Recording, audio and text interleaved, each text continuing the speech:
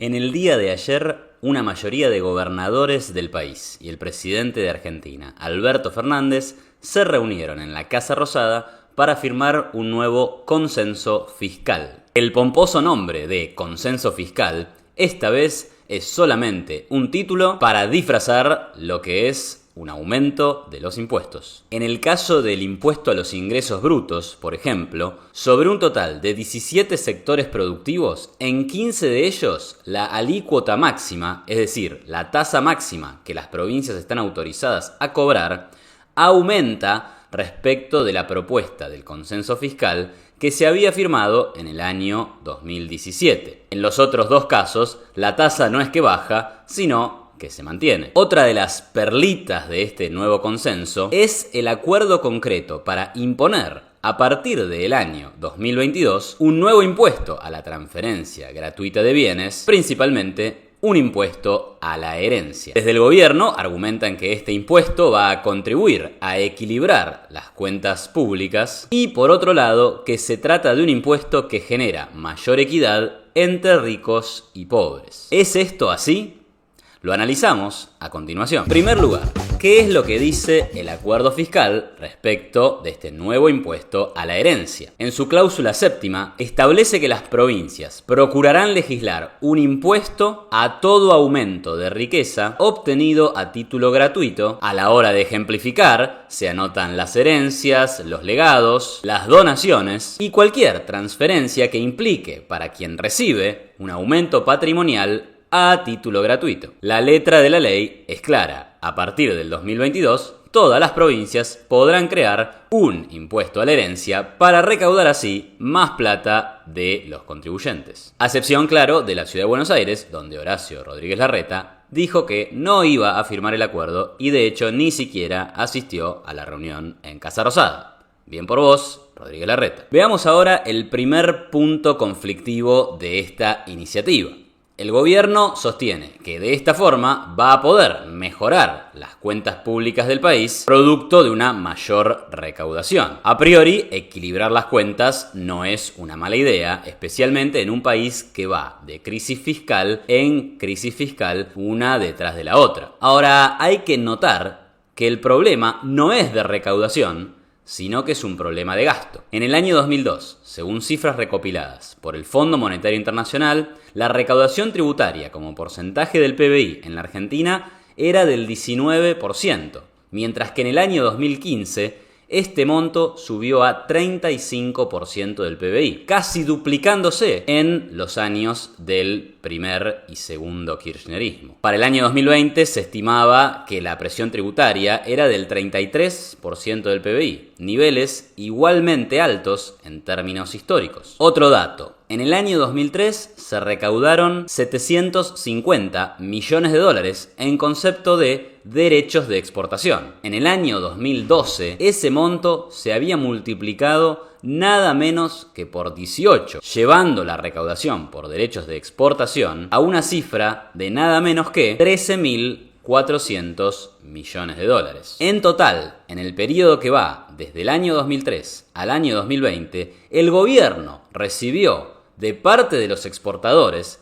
la cifra de 130.000 millones de dólares, casi 3 veces lo que se le debe al Fondo Monetario Internacional. ¿Por qué entonces siguen algunos pensando que el problema de la Argentina es de recaudación y no un problema de exceso de gasto?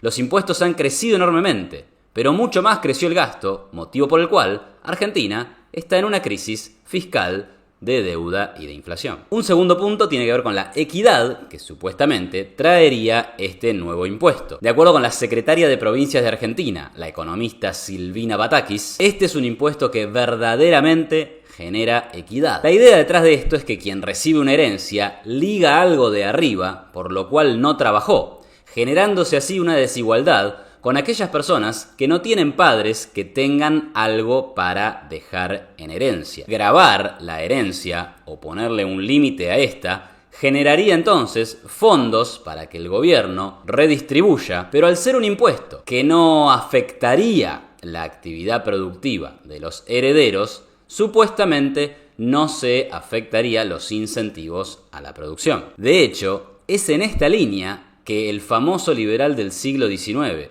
John Stuart Mill, argumentaba en favor de poner, precisamente, límites a las herencias. En su obra magna, Principios de Economía, John Stuart Mill sostenía que las desigualdades de la propiedad, originadas en desigualdades en la actividad, la frugalidad, la perseverancia, los talentos e incluso la suerte, son inseparables del principio de la propiedad privada. Y si aceptamos el principio, hemos también de aceptar sus consecuencias. Pero, decía Mill, no veo nada de censurable en fijar un límite a lo que una persona puede adquirir de la benevolencia de los demás sin haber realizado esfuerzo para obtenerlo. Para Mill, entonces, no había motivo para atacar las desigualdades generadas en la producción, pero sí aquellas que se generaban en la herencia o la transferencia gratuita de bienes, que es lo que específicamente esta nueva ley vendría a agravar. Ahora bien, si de respetar el derecho de propiedad privada se trata, ¿no es un ataque a la propiedad privada ponerle un impuesto a lo que cada persona desea voluntariamente legar, donar o regalar a los demás? Y por otro lado, si seguimos la lógica de que hay que ponerle un límite a lo que ciertas personas pueden recibir por la benevolencia de otras ciertas personas, ¿no deberíamos entonces imponer límites también a los regalos de Navidad o a los regalos de cumpleaños? Para el gobierno, la respuesta es claramente que sí. El problema, sin embargo, es que este impuesto trae aparejado diversos costos. Un análisis de Chris Edwards, director de política tributaria del Instituto Cato de los Estados Unidos, analizó los efectos que el impuesto a la herencia tienen sobre la economía. Les recuerdo acá que el impuesto a la herencia en Estados Unidos llegó a ser del 46% del total, con un mínimo no imponible de $2 millones. Se cobraba 46% de todo lo que excediera una herencia de $2 millones. Hoy por hoy, la tasa máxima está en 40% y el mínimo no imponible es de alrededor de $11 millones, algo que se modificó durante la presidencia de Donald Trump. En su análisis, Edwards sostiene que el impuesto a la herencia genera un desincentivo al ahorro, a la inversión y a la actividad económica. En primer lugar, en ocasiones, la necesidad de pagar el impuesto hace que los herederos deban vender parte o completamente un negocio familiar. Esto es así porque las personas no tienen el patrimonio líquido como para entregar los dólares o los pesos al Estado, sino que ese patrimonio está invertido en maquinarias, edificios o vehículos, con lo cual vender esos activos implica romper un negocio que está en funcionamiento solamente con el objetivo de poder cumplir con la obligación tributaria. Cuando esto pasa, el impuesto a la herencia daña a la producción para financiar un mayor consumo de parte del gobierno. Siguiendo con el análisis de Edwards, con el impuesto sobre la herencia se cae el incentivo a ahorrar para las generaciones futuras y aumenta el incentivo a consumir. De hecho, sostiene que se genera una ética de morir estando en quiebra. De esta forma, el impuesto a la herencia penaliza a los que ahorran e invierten para acumular más riqueza, mientras que premia la desacumulación de capital mediante el mayor consumo público y también privado. Ahora imagínense ustedes que si estas son preocupaciones de un país como los Estados Unidos, altamente desarrollado y con una enorme acumulación de capital de décadas y décadas, ¿qué le queda a la Argentina? Un país que viene desacumulando capital hace décadas, pero que necesita urgentemente de esta acumulación para empezar a crecer de forma sostenida en el tiempo. Para ir cerrando, tal vez lo último que haya que mencionar es que este es un impuesto que recauda verdaderamente poco. En la provincia de Buenos Aires, donde el impuesto a la herencia está vigente desde el año 2011, que en el año 2010 se iba a imponer, pero hicieron todo lo posible para que esto no ocurra, de forma que los herederos de Néstor Kirchner, que murió en el 2010, no pagaran el impuesto a la transmisión gratuita de bienes solamente recauda el 0,2% de la recaudación total. Genera muy poco beneficio para el fisco que lo recauda, pero puede generar un enorme perjuicio para el contribuyente que lo tiene que pagar. Pasando en limpio, el gobierno argentino, que casi duplicó la presión tributaria en los últimos 20 años, pero que igual nos metió a todos en una enorme crisis fiscal, de inflación, de devaluación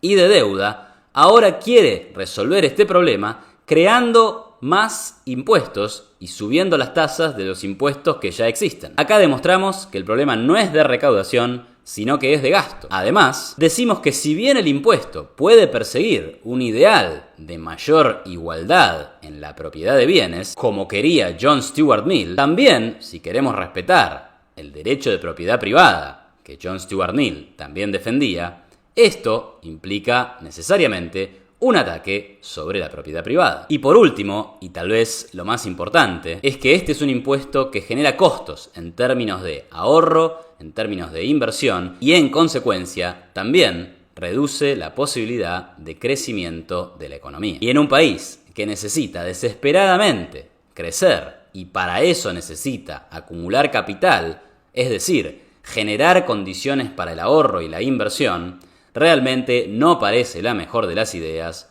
cobrar un nuevo impuesto, y mucho menos uno que penaliza esta acumulación de capital.